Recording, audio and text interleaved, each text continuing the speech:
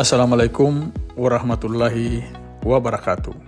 Salam sejahtera buat kita semua. Saudara-saudara dimanapun kalian berada.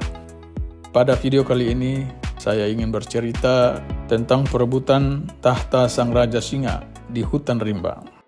Di sebuah hutan rimba yang luas, berkuasalah seekor singa. Singa ini baru saja naik tahta setelah menggantikan raja sebelumnya, yaitu Raja Tua Sang Gajah. Namun, kekuasaan sang singa ini tidak serta-merta diterima.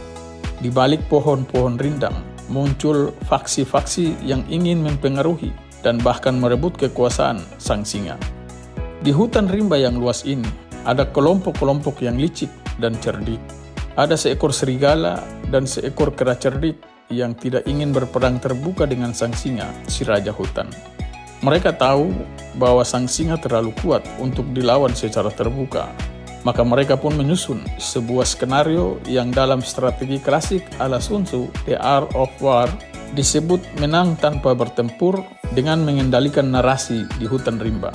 Mereka tidak menyerang sang singa secara langsung, tapi mereka memprovokasi binatang-binatang lain yang ada di hutan rimba. Serigala dan kera cerdik ini mulai menyebarkan isu bahwa air danau utama saat ini tercemar. Mereka berbisik-bisik, airnya tidak lagi sehat untuk kita semua minum, dan hanya segelintir binatang yang bisa minum air bersih tersebut. Mereka juga menyebar rumor bahwa Raja Tua Sang Gajah dan anak musangnya mendapatkan tahta dengan cara yang curang, seolah-olah ijazah Sang Gajah dan ijazah anak musangnya itu palsu, yang membuat sang gajah layak diproses hukum dan si anak musang harus dilengsarkan atau dimakzulkan. Mereka memanfaatkan para burung gagak yang selalu kelaparan karena upah mencari makan yang terlalu rendah, dan para kancil yang idealis yang inginkan keadilan ditegakkan di hutan rimba. Awalnya protes para gagak dan kancil ini murni. Mereka hanya ingin makanan yang layak dan keadilan. Serigala dan kera cerdik ini menyusup ke barisan unjuk rasa para burung gagak dan kancil. Mereka tidak hanya ikut berteriak tentang makanan yang layak dan tegakkan keadilan, tetapi juga menyisipkan narasi lain. Ini semua kesalahan sang singa. Sang singa terlalu lemah dan tidak bisa mengendalikan sarangnya. Dia masih berada di bawah bayang-bayang sang gajah. Awalnya, sang singa terlihat tenang.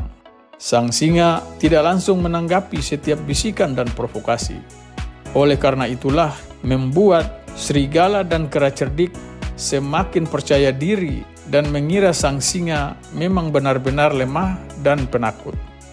Namun di balik ketenangan itu, sang singa mengamati dan menganalisis secara saksama lewat para punggawanya di lapangan. Sang singa tahu bahwa kekacauan yang terjadi saat ini bukanlah bentuk protes murni lagi. Dan sang singa membiarkan protes para burung gagak dan kancil mencapai puncaknya hingga terjadi penjarahan dan pembakaran di beberapa pos perbatasan hutan. Ketika kekacauan dan anarkis terjadi, sang singa melihat celah dan kesempatan. Sang singa tahu bahwa tindakan anarkis ini merugikan para pihak penyusup. Dan tindakan serigala dan kera cerdik di lapangan menjadi terlihat jahat di mata seluruh penghuni hutan rimba. Maka dengan cepat, sang singa kemudian memanggil semua ketua faksi, termasuk harimau dan pimpinan-pimpinan lain, untuk berkumpul di Bukit Pengadilan. Di hadapan seluruh hutan rimba, sang singa berpidato. Sang singa mengakui bahwa aspirasi para burung gagak dan kancil itu benar dan harus didengarkan.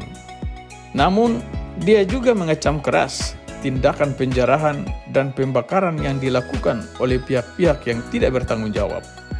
Saya menghormati mereka yang protes dengan damai. Saya akan pastikan mereka mendapatkan haknya, kata sang singa dengan suara menggelegar. Namun mereka yang merusak dan menjarah bukanlah bagian dari kita. Mereka akan saya hukum dan kami tindak dengan tegas. Dengan langkah ini, sang singa akhirnya berhasil mengendalikan narasi. Sang singa telah berhasil memisahkan para burung gagak dan kancil yang murni dari para serigala dan kera cerdik yang menyusup. Sang singa juga menunjukkan bahwa dia tidak lemah, melainkan saat ini memiliki kendali penuh.